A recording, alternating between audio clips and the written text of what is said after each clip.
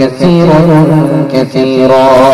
أما بعد فأعوذ بالله من الشيطان الرجيم بسم الله الرحمن الرحيم إذ يقول لصاحبه لا تحزن إن الله معنا صدق الله مولانا العظيم. وقال النبي صلى الله عليه وسلم لا تحزن إن الله معنا أو كما قال عليه الصلاة والسلام. سبحان الله وبحمده سبحان الله العظيم وبحمده يستغفر الله. صلى الله على سيدنا محمد صلى الله عليه وسلم.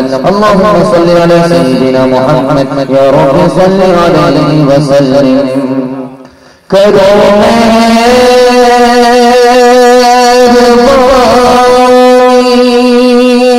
तुम्हारे ज़मीन पर खुदा मेहरबान होगा अर्शे बरी पर बेआसों की सोते जागते पास है तो ही तो बोए तो ही मेरा तो ही मेरे पार लगाए तो ही मदद दे तो ही दवा दे तो ही दवा शिफा दे चुमकारे के मारे के चुमकारे प्यार का तेरे पहुँचना है मालूम में तेरी मजा है।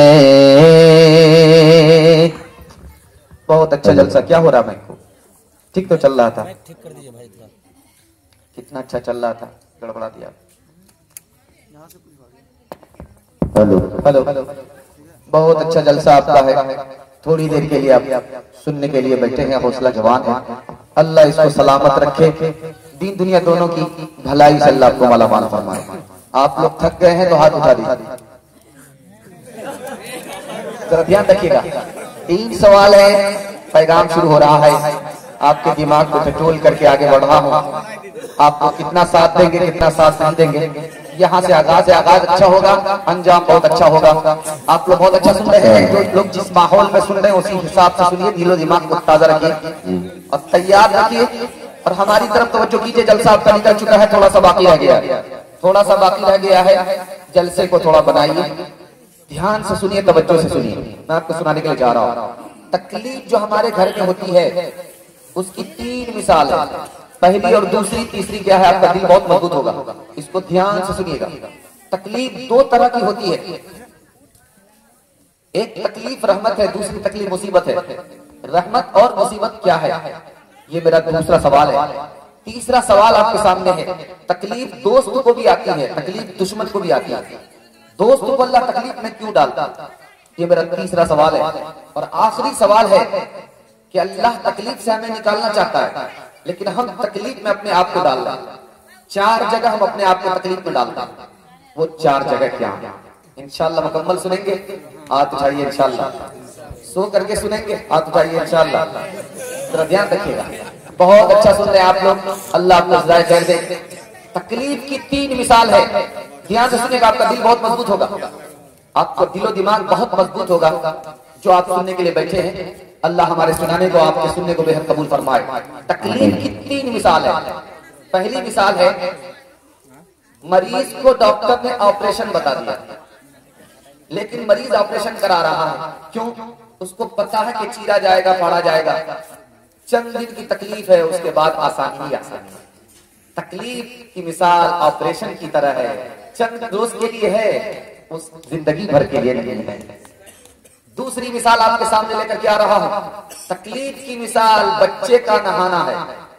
बच्चे को माँ बाप नहाते हैं तो बच्चा रोता है, चिल्लाता है, लेकिन माँ बाप नहाते हैं, बच्चा समझता माँ बाप मेरे ऊपर जुल्म कर रहा है, लेकिन माँ बाप को पता है कि जब तक बच्चे को नहाएंगे नहीं बच्चा गंदा संदा रहेगा, पाक साफ नहीं होगा। अल्लाह को मालूम है कि हमारे बंदे को अगर तकलीफ नहीं होगी इसका गुनाह माफ नहीं होगा, इसलिए बंदे के ऊपर तकलीफ आती है। तीसरी मिसाल आपके सामने रखने के लिए जा रहा हूं। आपने तकलीफ की मिसाल पिंजरा और तोते की तरह, पिंजरे में तोता होता है, उसको बड़े प्यार से लोग पालते पोसते हैं बेटे की तरह, लेकिन तोता क्या समझता है हमारे ऊपर जुल्म कर रहे हैं, हमको बंद करके रखा है, खानदान से दूर रखा है, कैद में रखा है, आजाद नहीं रखा है। वो रोता है आपको अच्छा लगता है, जब मुसलमान तकलीफ में होता है रोता है तो अल्लाह को अच्छा लगता है।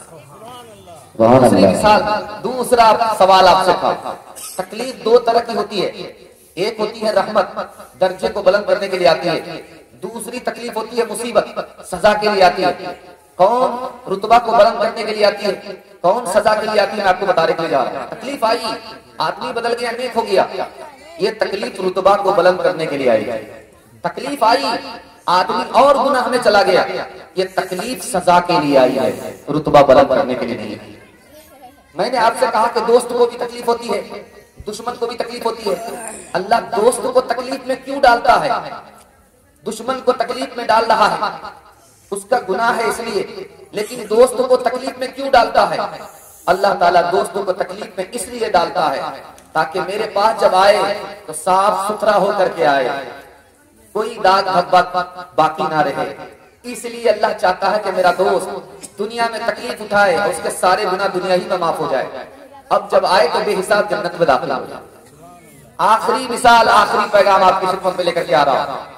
आपके घर से तकलीफ निकल जाएगी, चार बातों पर आप ध्यान दीजिएगा। अपनी मर्जी से नहीं जीना है, खुदा की मर्जी पर जीना है। आपके घर से तकलीफ निकल जाएगी, दुनिया की मोहब्बत दिल से निकाल दीजिए, आपके घर से तकलीफ निकल जाएगी। और आमदनी पर नजर मत रखिए, खर्चा पर नजर रखिए। जो आप कमा रहे हैं, जो पैसा आ रहा है उस पर ध्यान मत दीजिए, जो पैसा आपके पास है खर्च करने पर ध्यान दीजिए। थोड़ा पैसा है थोड़ा खर्च कीजिए, ज्यादा पैसा है ज्यादा खर्च कीजिए, खर्च को फूक फूक करके कीजिए, अल्लाह आपकी तकलीफ को दूर कर दे। आखिरी बात बताने के लिए जा रहा हूं, इस दुनिया में तकलीफ से निकलना है, सुकून हासिल करना है। कैसे आपको सुकून मिलेगा? अल्लाह करे कि ये जलसा कबूल हो, आप कबूल हो। सुकून कैसे मिलेगा? आप इस दुनिया में अपने से नीचे लोगों को देखिएगा, अपने से ऊपर लोगों को मत देखिएगा।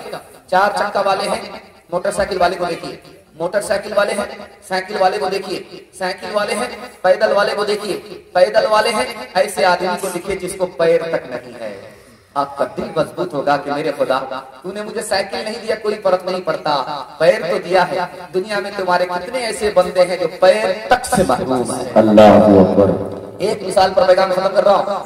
बादशाह ने वजीर से कहा कि जो सबसे अच्छी सब्जी है बाजार से खरीद करके लाओ, उसे खिलाओ। तो बैगन खरीद करके लाता है। बादशाह ने पूछा कि यही सबसे अच्छी सब्जी है? कहा हाँ हुजूर, इसलिए तो इसके सर पर ताज है। वो जो ढूंढी है, डंडी है, उसको कहा कि ये सर पे ताज। एक महीना खाया, खुजली हो गई, खुजलाते खुजलाते नींद हराम। कहा कि नालायक कहीं के कौन सी सब्जी लेकर के आ गया, इस सब्जी को तो गधा भी नहीं खाता। कहा हुजूर आप बिल्कुल सही फरमा रहे हैं, ये सबसे घटिया सब्जी है, इसलिए तो अल्लाह ताला ने इसके सर पर कील ठोक दिया, इसलिए अल्लाह ताला ने इसके सर पे कील ठोक दिया। तो बादशाह को बड़ी हैरत हुई, इससे पहले तारीफ किया था तो कहा कि सर पे ताज है, और जब बुराई करने पर आ गया तो कहता सर पर कील है। कहा कि हुजूर हम बैगन के ताबे नहीं, हम तो आपके ताबे। आपको अगर तरकारी अच्छी लगी तो मैंने तारीफ कर दी, आपको तरकारी अगर अच्छी नहीं लगी तो मैंने तौहीन कर दिया। खुदा की मर्जी से जीना सीखिए, इंशाअल्लाह अल्लाह आपकी सारी तकलीफ को दूर कर देगा। इंशाअल्लाह खुदा की मर्जी से जिएंगे। हाथ उठाइए इंशाअल्लाह। इंशाअल्लाह जुमा से नमाज शुरू करेंगे, हाथ उठाइए इंशाअल्लाह। जुमा से नमाज शुरू करेंगे, हाथ उठाइए इंशाअल्लाह। जुमा से नमाज शुरू करेंगे, हाथ उठाइए इंशाअल्लाह। ये देखिए बाईपास जा रहे हैं और शनिचर को ससुराल में बैठ करके खाएंगे। दयार इश्क में अपना मकान पैदा कर,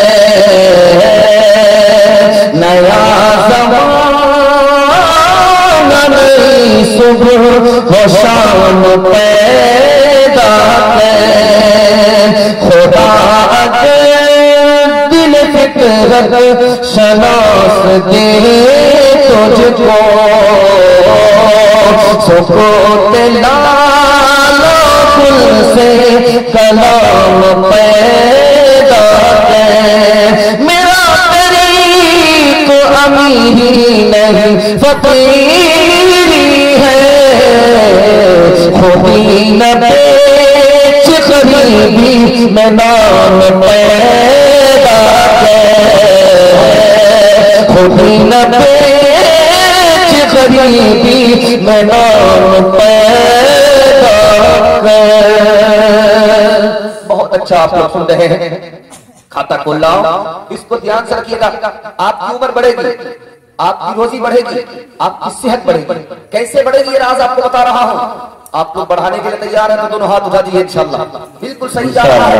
बेदारी के माहौल में आप लोग सुन रहे हैं। रोजी बढ़ाना चाहते हैं, उम्र बढ़ाना चाहते हैं, सेहत बढ़ाना चाहते हैं, आप रिश्तेदार के साथ रिश्ता रखिए। उम्र भी बढ़ जाएगी, रोजी भी बढ़ जाएगी, सेहत भी बढ़ जाएगी। ध्यान से सुनिएगा। नबी ने फरमाया कि तमाम इंसान आपस में भाई हैं। नबी ने फरमाया कि तमाम मुसलमान आपस में भाई हैं। भाई होने का मतलब क्या है? जो अपने लिए आप पसंद करते हैं अपने भाई के लिए पसंद करते हैं। जी बेशक। अपने लिए हमको नफा पसंद है, दूसरे के लिए नफा पसंद कीजिए। अपने लिए नुकसान पसंद नहीं है, दूसरे के लिए नुकसान पसंद मत कीजिए। जवान आगे आगे है, पीछे बूढ़ा है। अल्लाह के रसूल ने रोका, जवान ये बूढ़ा कौन है? ताकि मेरे वालिद हैं, मेरे अब्बू हैं, मेरे अब्बू हैं। कहा कि तुम्हारे अब्बू हैं, इनसे आगे मत चलना। तुम्हारे अब्बू हैं, इनसे पहले मत बैठना। तुम्हारे अब्बू हैं, इनका नाम लेकर इनको मत पुकारना। जवान आया, या रसूल अल्लाह बहुत बड़ा गुनाह हो गया। क्या गुनाह हो गया? कैसा गुनाह हुआ? बहुत बड़ा गुनाह हो गया। घबराने की बात नहीं है, ये बताओ कि तुम्हारी माँ जिंदा है? कहा कि हाँ जिंदा है। क्या मसला हल हो गया। अब जवान के कान खड़े हो गए, या रसूल अल्लाह बहुत बड़ा गुनाह है। आपने पूछा कि माँ जिंदा है, मेरी माँ जिंदा, आप कहते मसला हल है। कहा कि मसला हल है, जाओ अपनी माँ से दुआ करा दो। जो बड़ा गुनाह होगा वो छोटा हो जाएगा, जो छोटा होगा वो माफ हो जाएगा। रिश्तेदार के साथ आप रिश्ता रखिए, अल्लाह अपना रिश्ता आपके साथ रखेगा। अगर रिश्तेदार के साथ आपने रिश्तेदारी नहीं रखी, अल्लाह भी अपनी रिश्तेदारी आपके साथ नहीं रखेगा। दो मिसाल आपके सामने रखने के लिए जा रहा हूं। रिश्तेदारी कैसे रखेगा? आपका भाई है, आपकी बहन है, आपका पड़ोसी है, आपके चचा है, आपके मामू है। अभी आप नानी के लिए भी दे रहे थे, नाना के लिए भी दे रहे थे, दादा के लिए भी दे रहे थे, दादी के लिए भी दे रहे थे। ये सब रिश्तेदार हैं। इनके साथ रिश्तेदारी रखने का मतलब क्या है? 5 मतलब है। उनकी जान की हिफाजत कीजिए, उनके माल की हिफाजत कीजिए। वो मुसीबत में है तो मदद कीजिए, और वो गलती करे तो माफ कर दीजिए। उनसे मोहब्बत कीजिए, नफरत मत कीजिए। 3 मिसाल दे रहा हूँ, पैगाम को खत्म कर रहा हूँ, जरा ध्यान से सुनिएगा। नूह अलैहिस्सलाम से अल्लाह ने कहा, ऐ नूह मिट्टी का बर्तन बनाओ। बनाने लगे। जब बन करके तैयार हो गया, मिट्टी का बर्तन चाय पीने के लिए, मिट्टी का बर्तन खाना खाने के लिए जब तैयार हो गया, लाठी लो एक तरफ से तोड़ते जाओ, लाठी लो एक तरफ से तोड़ते जाओ। नूह अलैहिस्सलाम का दिल छोटा हो गया, या रसूल, ऐ मेरे अल्लाह, अभी तो बना ही था, अभी किसी काम का भी नहीं हुआ, मैंने कोई काम इससे लिया भी नहीं, आप कह रहे तोड़ दो। कहा कि नूह गौर करो, तुमने बद्दुआ किया, मैंने अपनी मखलूक को तबाह कर दिया। तुम अपने बनाए हुए बर्तन को तोड़ रहे हो, तुम्हारे दिल पर क्या गुजर रहा है? तुमने बद्दुआ किया, मैंने अपनी मखलूक को बर्बाद किया, मेरे दिल से पूछो क्या गुजर रहा है। सुभान अल्लाह। दूसरी मिसाल दे रहा हूं, जरा ध्यान से सुनिएगा। ताइफ का सफर है, अल्लाह के रसूल साथ में हैं।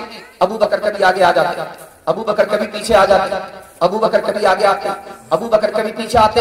अल्लाह के रसूल ने रोक करके अबू बकर से पूछा, अबू बकर बात क्या है? रास्ते में तुम भी चल रहे हो, मैं भी चल रहा हूँ, कभी आगे आते हो कभी पीछे आते हो, बात क्या है? क्या या रसूल अल्लाह, जब दुश्मन का डर होता है कि सामने से कोई नबी पर हमला न कर दे, इसलिए मैं आगे आ जाता हूँ। तो आपके अबू बकर के सीने पर तीर लगे कि नबी की जान बच जाए, मैं पीछे आ जाता हूँ। मुझे डर होता है कि कहीं नबी की पीठ पर कोई तीर न मार दे, मैं पीछे आ जाता हूँ कि मेरी पीठ पर तीर हो, नबी की जान बच जाए। अल्लाह के रसूल ने कहा कि अबू बकर, अपनी जान को खतरे में डाल करके मुझे बचाना चाहते हो?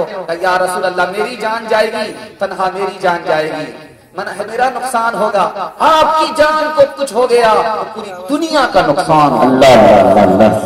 तीसरी बात आपको बताने के लिए जा रहा, बहन के साथ अच्छा सलूक कीजिए, खुश रखिए, उनको मायूस मत कीजिए, उनके साथ अच्छा सलूक कीजिए। बहन क्या होती है, एक मिसाल पर आपको पैदा सुनाने के लिए जा रहा हूं। इंशाल्लाह रुखसत करेंगे, मीरास नहीं देंगे, हाथ उठा देंगे, ये रुखसत करेंगे, मिरास नहीं देंगे। ये बेहतर सलूक है, जरा ध्यान रखिएगा। आप लोगों के दिमाग को बीच बीच में टटोला जाता है। आप लोग यहाँ हैं या ससुराल में, जरा ध्यान रखिएगा।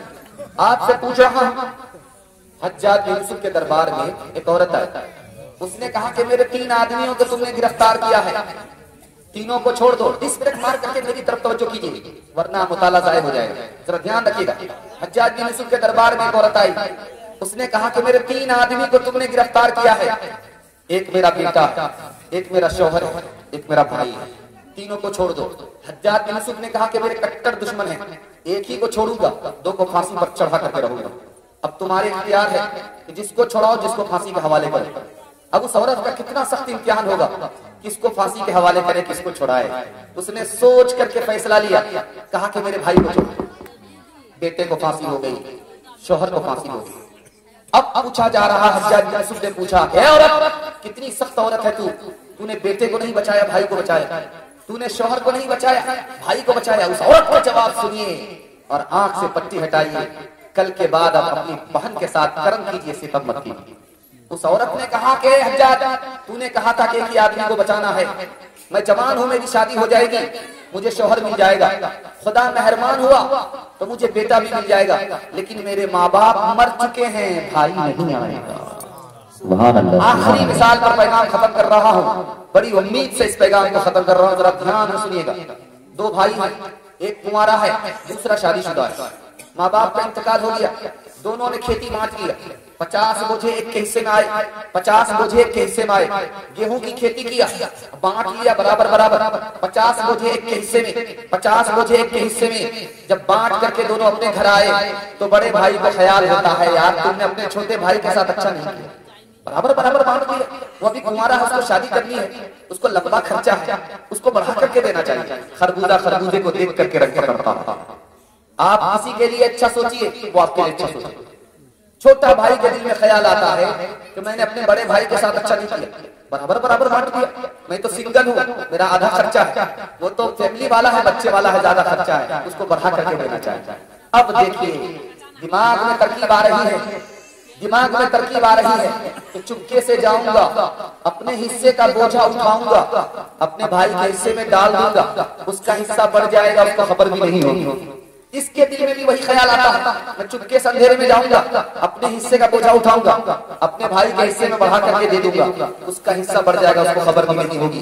जब ये अपने हिस्से का बोझा इधर डाल रहा है, वही बोझा पलट करके इधर आ रहा है। जब ये अपने हिस्से का बोझा इधर डाल रहा है, वो बोझा पलट कर इधर आ रहा है। ये लोग करीब आकर के देखेंगे वो क्या रहा है, तब समझ में आया है वो ये मेरा बड़ा भाई है, मेरे हिस्से को बढ़ाने के लिए आया था। ये मेरा छोटा भाई है, मेरे हिस्से को बढ़ाने के लिए आया था। तो दोनों भाई ने कहा कि भाई जब दिल एक है, नेक है, तो आज के बाद चूल्हा अलग नहीं होगा, एक होगा। खबर है तीसों में जिसकी आई, वही ज़माना अब आ रहा है। खबर है तीसों में जिसकी आई, वही ज़माना अब आ रहा है। ज़मीन की बदल रही है, फलक भी आँखें दिखा रहा है। भाई का भाई रहेगा नज़र, हकीकी बेटी है माँ की दुश्मन के सर में छोड़ा के लगा दामन, बहन को भाई सता रहा है। खबर है तीसों में जिसकी आई, वही ज़माना अब आ रहा है। मुसलमान तरक्की कैसे करेगा, ये बड़ा प्यारा मुताला आपकी खिदमत में लेकर के आ रहा हूँ। मुसलमान को तरक्की नहीं है, अफसोस है। तरक्की कैसे करेगा, ये राज आपको बताने के लिए जा रहा हूँ। आप लोग मुकम्मल तरक्की करेंगे, हाथ उठा दिए इंशाअल्लाह। बदला लेके माफ नहीं करेंगे, हाथ उठाइए इंशाअल्लाह। खैर माशाल्लाह, किस ब्रेक मार रहे हैं, अल्लाह का शुक्र है आपने बेदारी के साथ सुन रहे। मैं आपको सुनाने के लिए जा रहा हूँ, मुसलमान कहाँ पहुंच गया। पूरे हिंदुस्तान में 40% लोग जाहिल हैं। पूरे हिंदुस्तान में 40% लोग जाहिल हैं। मुसलमानों में 62% मर्द जाहिल हैं। मुसलमानों में, औरत में 72% औरत जाहिल है। मुसलमानों के 100 में 5 बच्चे स्कूल पढ़ने और मदरसा पढ़ने के लिए आ रहे हैं। मुसलमानों का ये हाल है। मुसलमानों को नौकरी कितनी मिल रही है? रेलवे में 2% नौकरी है, IAS में 2% नौकरी है, IPS में 2% नौकरी है, इससे ज्यादा नहीं है। मुसलमान तिजारत कितना फीसद कर रहा है? सिर्फ 13%। मुसलमान कारीगर कितना है? काम और मटेरियल कितना तैयार करता है? कारखाना कितना है? सिर्फ 5%। ये है मुसलमानों का हाल। अब सुनाने के लिए जा रहा हूं, मुसलमान कैसे तरक्की करेगा मैं आपको बता रहा हूं। आप अपने बच्चे के ऊपर, मकान दुकान पर ध्यान से ज्यादा उनकी तालीम पर ध्यान दीजिए। बच्चे के पास इल्म आएगा, सारी तरक्की आपको मिलेगी। बच्चा इल्म से महरूम होगा, सारी तरक्की आपकी चली जाएगी। इल्म में अपने बच्चे को आगे बढ़ाना इंशाअल्लाह। हाथ उठाइए। दूसरी बात आपको बताने के लिए जा रहा हूं, आप घर के झगड़े से जब तक नहीं निकलेंगे आपको तरक्की नहीं होगी।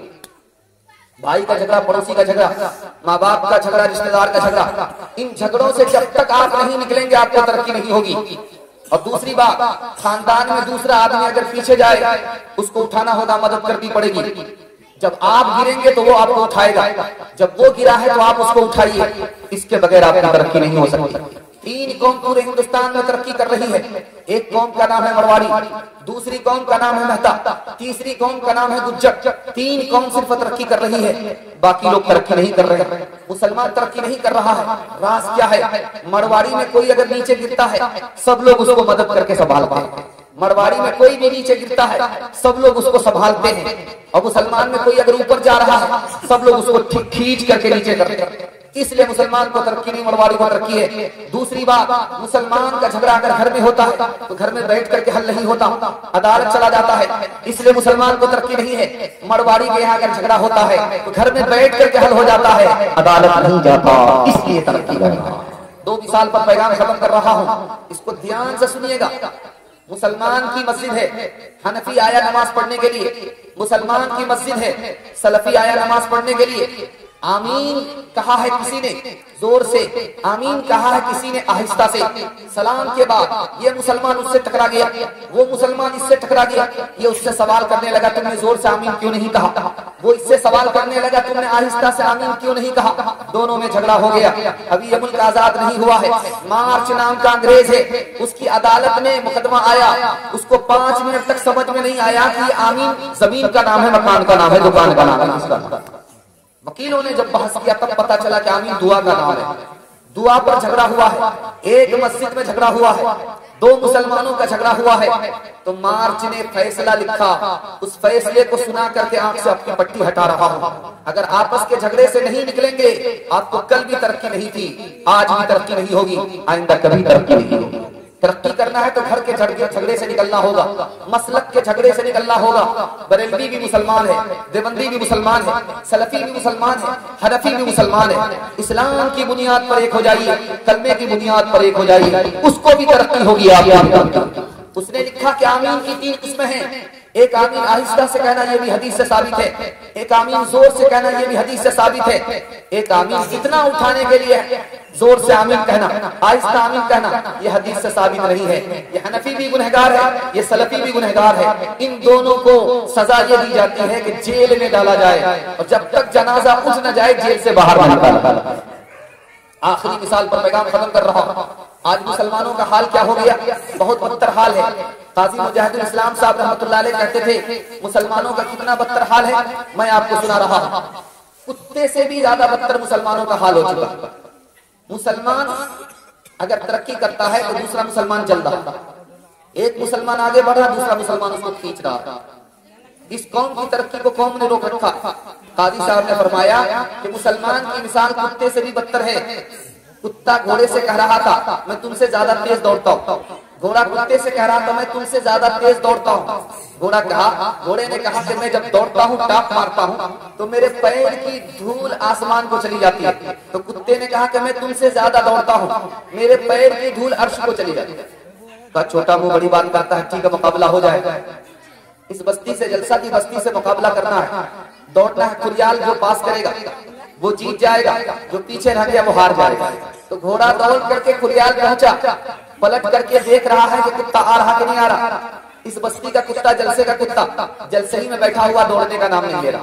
तो घोड़े ने कहा कि बड़े बड़े दावे करते हो, जब दौड़ने की बात आती तो हिम्मत हार करके बैठ जाते हो। कहा यार मैं तुमसे परेशान नहीं हूँ, मैं तो अपनी कौम से परेशान हूँ, मैं तो तुम्हें 2 मिनट में पीछे कर दूंगा। मैं जैसे ही जलसा का कुत्ता जलसा से दौड़ूंगा, खुरियाल पहुंचूंगा, खुरियाल का कुत्ता मुझे रोक लेगा कि बेटा बॉर्डर क्रॉस कर रहे हो, पासपोर्ट दिखाओ। मुसलमानों बताओ तो तुम्हें अपनी खबर कुछ है, तुम्हारे क्या मदारिज रह गए, इस पर नजर कुछ है। अगर कुछ है तो सोचो दिल में भी इसका असर कुछ है। हरीफों की तल्लीबा इसे सो से जिगर कुछ है।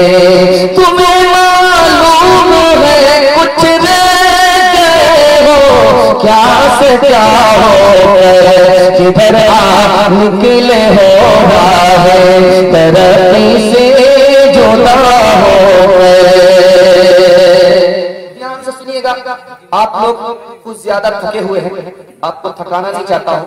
तीसरा पैगाम शबे बारात के हवाले से सुनाने के लिए जा रहा हूँ। शबे बारात आ रही है, उसमें जाग करके अल्लाह को राजी करना, तौबा करनी है, दिन दुनिया दोनों की भलाई हासिल करनी है, तो दोनों हाथ उठाइए इंशाअल्लाह। शबे बारात आ रही है, इसके हवाले से आपको पैगाम देने के लिए जा रहा हूँ। ध्यान से सुनिएगा जो मैं आपको सुनाने के लिए जा रहा हूँ, इसको बहुत ध्यान से सुनिएगा, ध्यान से सुनिएगा जो मैं आपको सुनाने के लिए जा रहा हूँ। हर इंसान के 3 ही दिन हैं। एक दिन गुजर गया, वो आएगा नहीं, उससे नसीहत पकड़नी। एक दिन जो गुजर रहा है यही अपना, इसको गनीमत समझना। एक दिन आने वाला है, उसकी गारंटी नहीं है। 1 महीना गुजर चुका, उसका नाम था रजब, अब वो आएगा नहीं, उससे नसीहत पकड़नी है।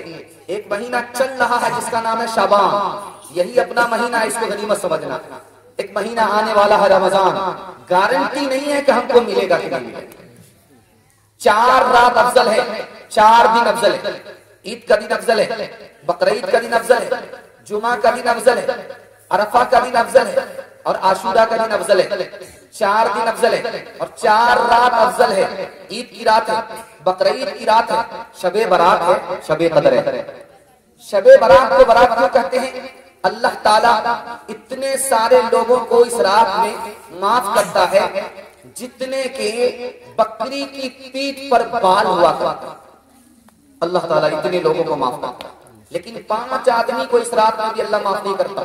जो जिना करता उसको माफ नहीं करता, जो माँ बाप का नाफरमान है उसको माफ नहीं करता, जो दूसरे के लिए कीना रखता उसको माफ नहीं करता, जो टखने से नीचे पायजामा पहनता है उसको माफ नहीं करता, जो शराब में डूबा रहता है अल्लाह इसको माफ नहीं करता। खास तौर पर सुनाने के लिए जा रहा हूं, शबे कदर को अल्लाह ने छुपाया, शबे बारात को बता दिया। क्यों?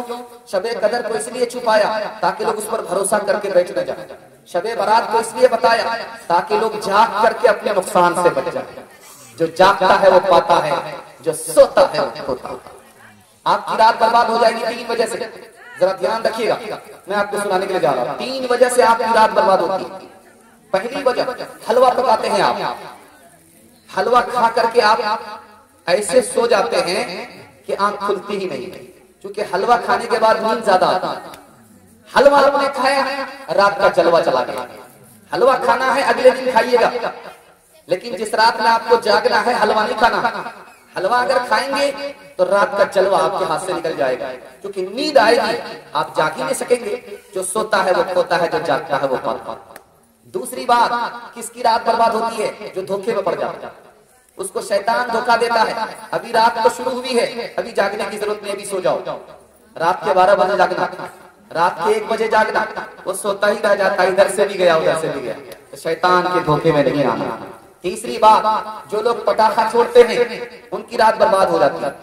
3 काम आपको करने हैं, 3 से ज्यादा काम नहीं करने हैं। इंशाअल्लाह रात आपकी कबूल हो जाएगी, आप कबूल हो जाएंगे और आपका आने वाला साल बहुत अच्छा जाएगा। 3 काम करने हैं, रात में जागना है, इबादत करनी है, जिसमें मन लगे वो काम करना।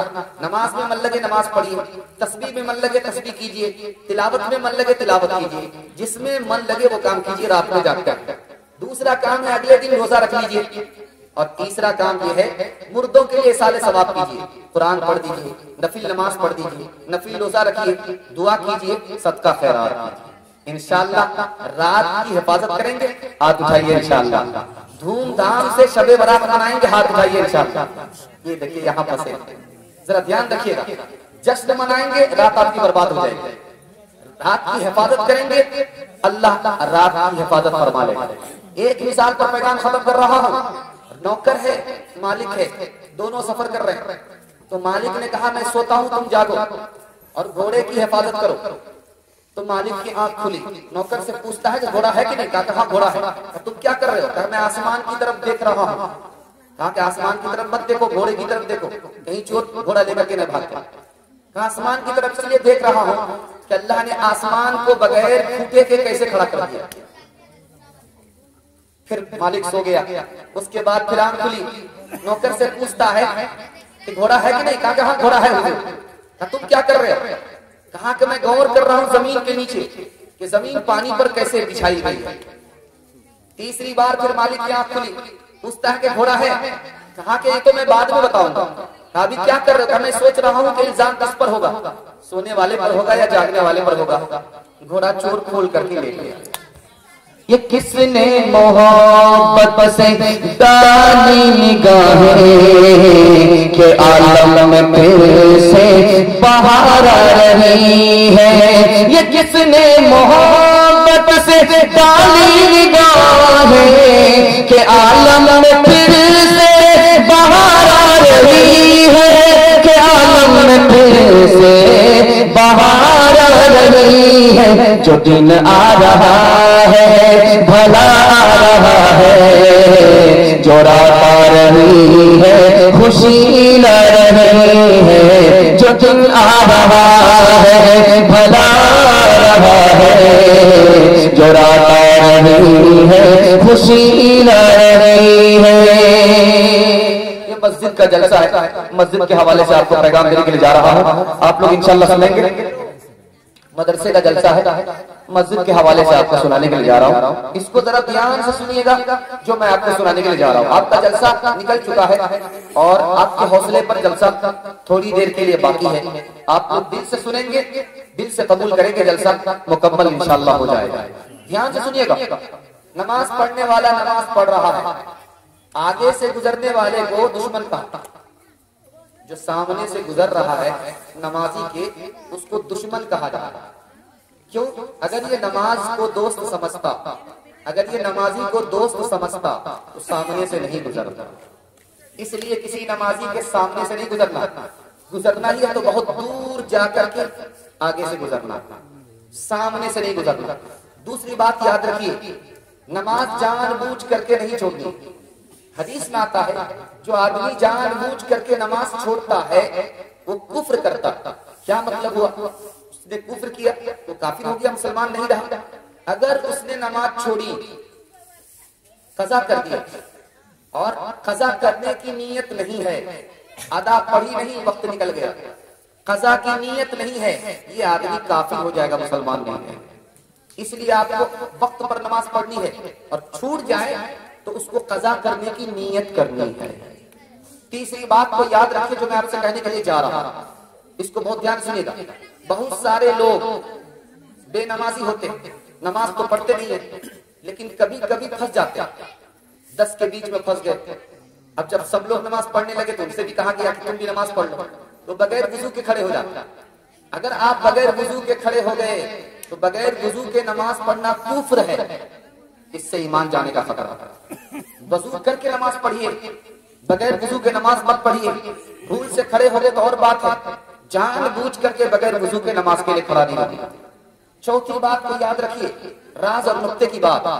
जब आदमी मस्जिद में आता है उसका दिल नहीं लगता, नमाज पढ़ने में मन नहीं लगता। ये बात वजह क्या है? कुरान में लिखा है जो मुसलमान होगा उसका मस्जिद में दिल लगेगा, जो मुसलमान होगा उसका नमाज में मन लगेगा।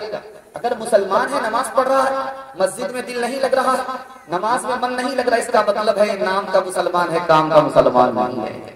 मकूला मशहूर है कि बच्चे को माँ की गोद में सुकून मिलता है, मुसलमान को अल्लाह के घर में सुकून मिलता है। ये कैसा मुसलमान है कि मस्जिद में इसको सुकून नहीं मिल रहा है, बेचैन है, भागने के लिए तैयार है। जिस तरह मछली पानी में सुकून से रहती है, उसी तरह मुसलमान मस्जिद में सुकून से रहा करता है। और अगर मस्जिद में आकर के बेचैन है, जैसे कि तोता पिंजरे में बेचैन है, इसका मतलब है ये नाम का मुसलमान है, काम का मुसलमान नहीं है। एक नुक्ते की बात याद रखिए, अभी लोग जलसे में मोबाइल भी सदका कर रहे थे। मैं आपके हौसले को सलाम करता हूँ कि वाकई आपने जो आपकी सबसे ज्यादा चहीती और प्यारी चीज हो सकती है, वो आपने जलसे को कुर्बान कर दिया। अल्लाह आपको जज़ाए खैर दे, दिन दुनिया दोनों की बुलंदी अल्लाह आपको अता फरमाए। जो मैं आपसे कहने के लिए जा रहा हूँ, आप जब मोबाइल देखेंगे तो आपकी नींद आंख से उड़ जाएगी। जब आप मस्जिद में नमाज पढ़ने के लिए आएंगे तो आपको नींद का झटका आएगा। ऐसा क्यों होता है? आप खुसूसन जुमा के दिन देखेंगे, आप जब नमाज पढ़ने के लिए आइएगा, इमाम खुतबा देने के लिए खड़ा हुआ है तो आपको झटका आता, नींद आती है। लेकिन जब आप मोबाइल देखते हैं तो नींद आपकी उड़ जाती है। ये राज आपको बताने के लिए जा रहा हूं। जब आदमी मोबाइल देखता है तो उसकी आंख से सुकून चला जाता है, नींद चली जाती है। क्यों? दिल परेशान है, रूह परेशान है। जब दिल परेशान होगा, रूह परेशान होगी तो नींद नहीं आएगी। जब आदमी वजू करके जुमा के दिन नमाज पढ़ने के लिए आता है तो दिल को सुकून मिलता है, नींद फूल पर आती है, कांटे पर नहीं आती। एक बात और याद रखिए, मैं आपको बताने के लिए जा रहा हूँ। नमाज पढ़ते हुए आपको शक हो गया और जिंदगी में पहली बार शक हुआ तो नमाज को तोड़ करके फिर से शुरू कीजिए। अगर बार बार शक होता तो दिमाग को पर जोर डालिए कि सही क्या, जो सही है उसके मुताबिक नमाज पढ़ी। अगर पता ही नहीं चल रहा मैंने पढ़ा क्या है, मुझे आगे पढ़ना क्या है, तो सबसे कम को लेकर के नमाज शुरू कीजिए। 3 रकात पढ़ी है या 4 रकात पढ़ी है, शक हो रहा तो 3 रकात मान करके आगे चलिए, सजदे सब करके नमाज मुकम्मल कर लीजिए। एक खास बात, आखिरी बात रखने के लिए जा रहा हूं। किबला हमारा, काबा हमारा हमारे सामने है, इसका एहतराम करना है। जब पेशाब की हालत में रहे इधर मुंह नहीं होना चाहिए, जब पेशाब की हालत में रहे उधर पीठ नहीं होनी चाहिए। किबले का एहतराम जब आप करेंगे तो अल्लाह ताला आपको अदब अता फरमाएगा। जब आपके अंदर अदब आएगा तो अल्लाह आपको खुशनसीब फरमाएगा। एक आदमी गैर मुस्लिम था, किबले की तरफ पेशाब कर रहा था। एक मुसलमान गुजरा, तलवार निकाल करके कहा, वो नालायक, किबले की तरफ पेशाब कर रहा, तेरी जान लेता हूं। वो हाथ जोड़ करके बेचारा खड़ा हो गया कि पहली बार गलती हुई है, माफ कर दो, आइंदा किबले की तरफ पेशाब नहीं करूंगा। अगले दिन देखा कि यही तलवार से जान से मारने वाला मुसलमान किबले की तरफ पेशाब कर रहा है। अब वो गैर मुस्लिम ने देखा कि मुसलमान होकर के किबले की तरफ पेशाब कर रहा है। पूछा, कल तो हमारी जान ले रहे थे, मैं किबले की तरफ पेशाब कर रहा था, आज तो तुम किबले की तरफ खुद पेशाब कर रहे हो। इसने जवाब दिया, किबला मेरे बाप का है कि तेरे बाप का है। नमाज के बोलो ना काज छे, काज के बोलो अमर नमाज छे। नमाज पीर पोरो पढ़े कि जो बात दीवे तो मिठोर कछे। फोजर करते को मेरे घरे जो हर रजे कजे। खेल दोलाई मौरी मोझे मोझे शास गेले থাকো পিছে দুনিয়ার পিছে। নামাজ বলো না কাজ আছে, কাজ বলো আমার নামাজ আছে। जन्नत में मकान अपना बनाते हैं नमाजी, मस्जिद में बड़े शौक से जाते हैं नमाजी। माबूद भी खुश होता है, माबूद भी राज़ी, माबूद भी खुश होता है, माबूद भी राज़ी। डरते हैं क़ज़ा होने पर, खुलते हैं अदा पर, जान अपनी नमाजों में लड़ाते हैं नमाजी। औरतों के हवाले से जल्दी से पैगाम दे करके जलसे को मुकम्मल करने के लिए जा रहा। इंशाअल्लाह आप लोग सुनेंगे, सुनने के लिए तैयार हैं? इजाजत देते हैं, हाथ उठाइए इंशाअल्लाह। इतनी औरत को सर पर बिठाएंगे, हाथ उठाइए इंशाअल्लाह। सर पर बिठाएंगे, बहुत बुरा हाल होगा, जरा ध्यान रखिएगा। सुनाने के लिए जा रहा हूँ, इसको ध्यान से सुनिएगा, ध्यान से सुनिएगा। माँ बेटी दोनों की उम्र बराबर है। माँ का नाम आयशा है, बेटी का नाम फातिमा। माँ का नाम, बेटी की उम्र, माँ की उम्र, दोनों की उम्र बराबर है। बेटी सौतेली है, माँ सौतेली है, लेकिन सौतेला सुलूक नहीं है। दिल की बात माँ भी कह देती है बेटी से, बेटी भी दिल की बात माँ से कह देती है। दोनों की उम्र बराबर है, माँ की उम्र, बेटी की उम्र, दोनों की उम्र बराबर है। बेटी की मजलिस में माँ बैठी है, माँ की मजलिस में बेटी बैठी है। बेटी मुस्कुराती, फातिमा मुस्कुराती। तो माँ ने, आयशा ने पूछा कि बेटी क्यों मुस्कुराती हो? तो कहा कि इसलिए मुस्कुराती हूँ कि ख्याल आया। कहा क्या ख्याल आया? का ख्याल ये आया कि आप अबू बकर की बेटी हो, मैं रसूलुल्लाह की बेटी हूँ। समझ में आ गया कि बेटी को फख्र हो रहा है, अदब भी देना है और हौसला भी देना है। कहा कि बेटी तूने सच कहा, उसी नबी के सदके में हमें कुरान मिला, उसी नबी के सदके में हमें इस्लाम मिला, उसी नबी के सदके में हमें दीन मिला। तुमने सच कहा, लेकिन बेटी मेरे दिल में भी ख्याल आ रहा। अब बेटी के कान खड़े हुए कि माँ के दिल में क्या ख्याल आ रहा? तो माँ ने कहा कि बेटी तू इंतकाल करेगी, एक वक्त आएगा, मैं इंतकाल करूंगी, एक वक्त आएगा, तू कब्र में पहुंचेगी, मैं एक वक्त आएगा, मैं कब्र में पहुंचूंगी, एक वक्त आएगा, तू कब्र से निकलेगी, कयामत कायम होगी, मैं कब्र से निकलूंगी, कयामत कायम होगी। अल्लाह तुम्हारे हक में फैसला करेगा, तू भी जन्नत जाएगी, अल्लाह मेरे हक में फैसला करेगा, मैं भी जन्नत जाऊंगी। लेकिन बेटी जब तू जन्नत में जाएगी, तेरे हाथ में अली का हाथ होगा। बेटी जब मैं जन्नत में जाऊंगी, मेरे हाथ में रसूलुल्लाह का हाथ होगा। दूसरी बात आपके सामने रखने के लिए जा रहा हूं, तो ध्यान से सुनिएगा। दरिया के किनारे आदमी रो रहा। पूछने वाले ने पूछा कि क्यों रो रहे हो? कहा मेरी बीवी डूब करके मर गई है, इसलिए रो रहा हूं। कहा कि तुम किधर तलाश कर रहे हो? जिधर से पानी आ रहा उधर तलाश कर रहे हो, जिधर पानी जा रहा उधर तलाश कर।